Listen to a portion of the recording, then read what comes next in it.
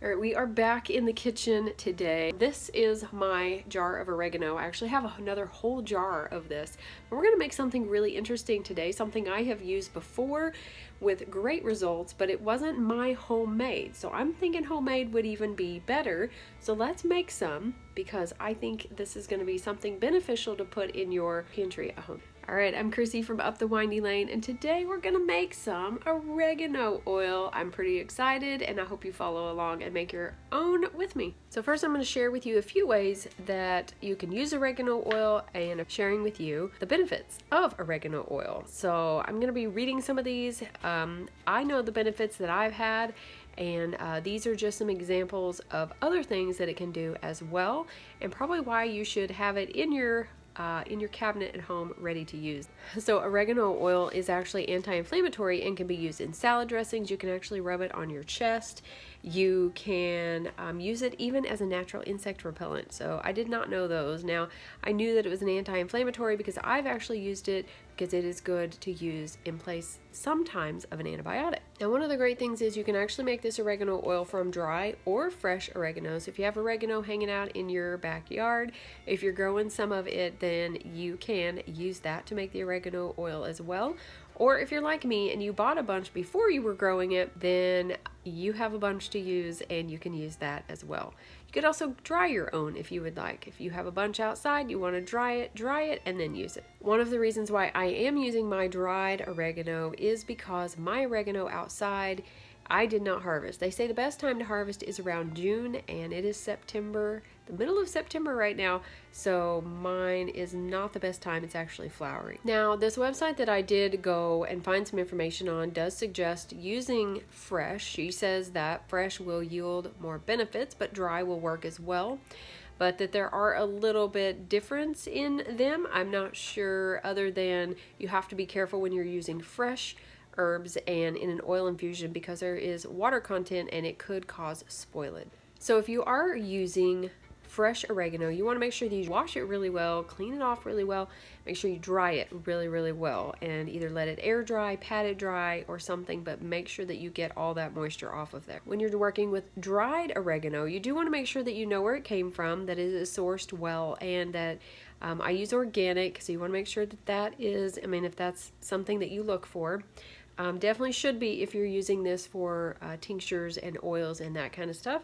But you also want to make sure that it's free of mold and it is stored away from direct sunlight, because that can actually break down the benefit of the oregano. Like I said, you do want to make sure that it is still good. You want to you want to check it occasionally, check your herbs, smell them, taste them, make sure that they still have that good smell that they're supposed to have. Now, oregano has actually been used as a versatile natural remedy for quite some time, for centuries. As a matter of fact, it is very rich in volatile oils, and it can help support digestion, which I know firsthand. It can fight candida, which is very beneficial nowadays, bacterial overgrowth, yeast infections, intestinal parasites, and worms. So there's lots of things that do not like oregano. Now, it can also be used topically to treat muscles and joint pain, boost your immune system during cold and flu season. Now, I wouldn't suggest putting this on direct because oregano can be a little spicy, a little hot, I guess. Which I have found out before by whenever I first started using it for my diverticulitis. So you definitely want to be careful on that and dilute that a little bit. Now, taking oregano oil internally can also improve your digestive health, which I've said, which has definitely helped me. It's also said it can stimulate bile production and promote a healthy gut flora, which we all really need. We're lacking on that a little bit nowadays. Now, I didn't know that oregano grew wild. I don't know why I didn't know that, because obviously it probably, all of these herbs probably did at one time, but this, she says to keep your eyes out for wild oregano, because that would probably be the best oregano to use, because it probably has more, if it's growing in the wild, it's growing somewhere that it can grow, that it likes, that it's drawing up all those good things that it wants to store, and then you can get those as a benefit of using it. One of the benefits or the properties of oregano oils. It's an antifungal as well. And so this makes it an effective remedy for yeast infections. So you can apply it topically. If you dilute it, don't forget that, to dilute it with a carrier oil, or you can use it internally. And I would take it in capsule form, and that's what she suggests. That's how I did it before. I would add it to broth sometimes if I was having a really bad flare-up, but like 1 drop was plenty. I added too much one time and it was really crazy. So if you want to put it in capsules and take it that way, it's much easier. Now, intestinal parasites are another common issue that the oregano may address effectively due to their ability to kill off harmful organisms without causing harm to the body or the host body, which would be us. So if you think that's the case, then you could try oregano. Of course, you always want to make sure that you're checking with your doctor first or your healthcare professional to ensure the doses that you need and the proper usage for you. Do not take my word for it. Another great use of oregano is for the sinus infections or bronchitis, because you can actually add drops of oil to diluted oregano essential oil into a bowl of steaming water, and you can inhale that for several minutes, and that gets it all up in there, or just daily until your symptoms subside. So as we're coming up on this season, it's just really good to have ideas and things you can use to boost your immune system. And if you get a cold or if you get in those infections or whatever, that you will have something handy and natural to use to treat those. Now, don't forget that some of these herbs that you can take may have interactions with medication, so you need to make sure that you know what you're using. So you should always get the professional advice before combining any natural treatments if you're taking prescription medications, because oregano may interact negatively with certain drugs like blood thinners. So you always want to make sure that you read what you're going to be taking and make sure that you ask professional advice. She suggests that we heat the oil. I am actually not going to. I'm going to put mine in my cabinet and let it set in there and infuse on its own for 4 to 6 weeks.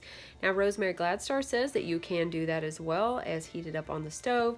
We're not going to do that today, but if you want to do that, all you have to do is do a double boiler for about 30 minutes or so, and you want to just not get it boiling. You don't want to get that oil so hot because it will break down the benefits of the herbs, but you can actually use it and do it as a little bit faster method, which I have done before, to make some of my salves if I'm not willing to wait on that oil. But I am going to just make these. I'm going to mark them. I'm going to set them in the cabinet and let them hang out for a little bit with the fire cider. Now, one of the things that you don't want to do is you don't want to take oregano oil daily, just because it could cause irritation. So you definitely want to be on the lookout for that. But if you are sick, or if you've got some things going on, you can use it then. If you've got, maybe you are dealing with diverticulitis like I do sometimes, then that is a great time to use it, but not overuse it, because you can have some irritation. You might make your stomach hurt.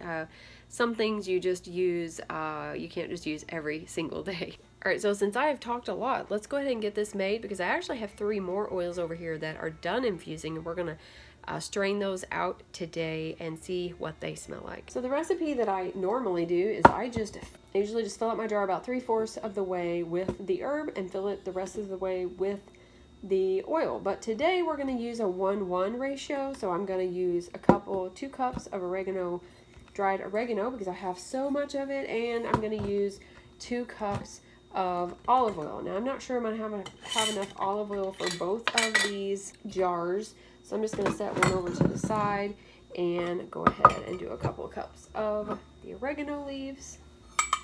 All right, there's the oregano, and I still have quite a bit left. I have a couple of bottles here. This one does not have very much in it. Now, I will save these bottles probably, because I could probably put the oregano oil back in here because of these dark oils. So I'm just going to use this pint jar as my measuring.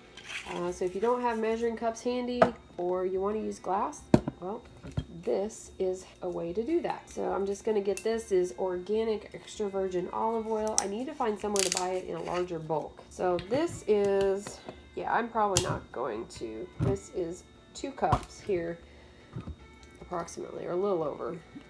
So I'm probably not going to have enough to make 2 jars of this big. All right, so there's our 2 cups. All right, let's just hope that fits in there really well. Now that we have the oregano in here, we're going to pour our olive oil in there. We might have to mix it around a little bit.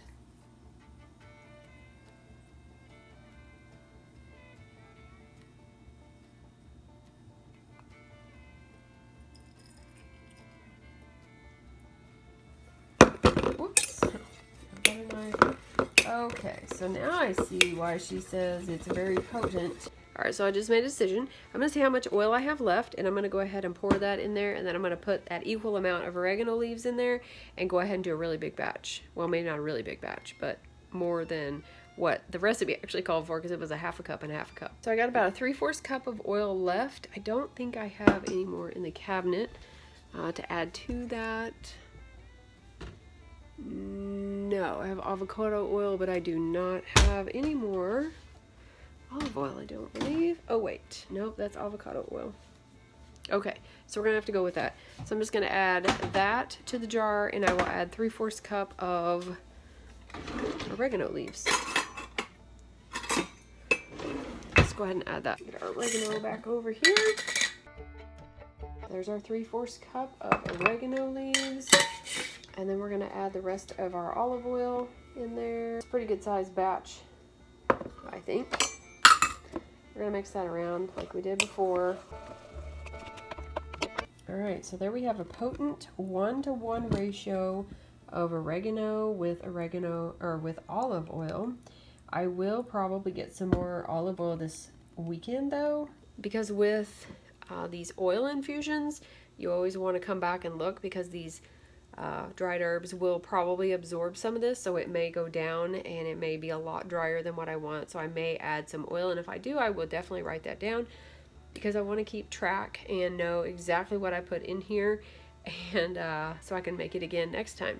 With this one, I'm just going to use one of my canning lids that I saved. I usually save these for things like this. I don't usually can with them again, but I will use them just to store things like this. And I'm going to mark what this is and put it in there with the fire cider and check it this weekend to make sure that I don't need to add more oil to it. So just be mindful that you can do this on a very much smaller scale. The recipe that I actually found was actually a 1-to-1, and she did a half a cup, so you could even do a 1/4 cup if you wanted to, just to try it out and see. The first thing we're going to strain is this comfrey oil. I used dry comfrey.